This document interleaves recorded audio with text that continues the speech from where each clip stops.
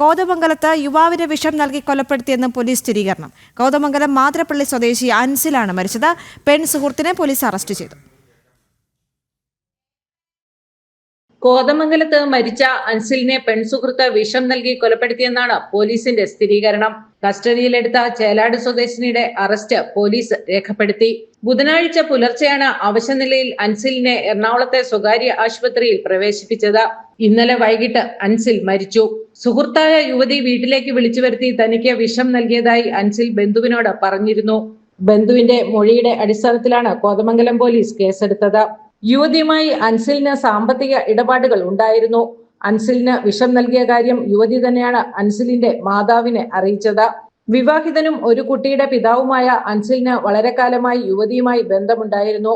യുവതിക്ക് മറ്റൊരാളുമായി ബന്ധമുണ്ടെന്ന പേരിൽ ഇരുവരും തമ്മിൽ വഴക്കുണ്ടായി. തുടർന്ന് അൻസിലിനെ ഒഴിവാക്കാൻ ലക്ഷ്യമിട്ടായിരുന്നു കൊലപാതകം. ജനം, കൊച്ചി.